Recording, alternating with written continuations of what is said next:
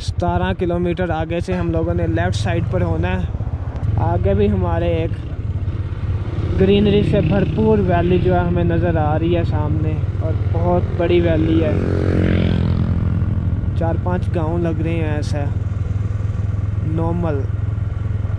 यहाँ से मेरा ख्याल है नीचे हम लोगों ने जाना है। अस्सलाम वालेकुम। नल्टर के लिए नीचे जाना पड़ेगा? अच्छा ठीक है।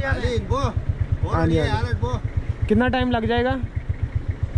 तकरीबन 2.5 घंटा तो लेक तक लगता है। नहीं, फ़िलहाल स्टे करेंगे नल्टर वैली में जाके। वैली में तकरीबन 1 घंटा लगेगा। वहाँ पे होटल्स वगैरह स्टे करने। सही हो गया। ले जी, यहाँ पर जो साइन बोर्ड है उसने नीचे की तरफ इशारा किया। यहाँ से हम लोगों ने नीचे जाना है। यही रोड आगे जा रहा है खुंजराब टॉप तक। ले जी, अब यहाँ से 17 किलोमीटर है।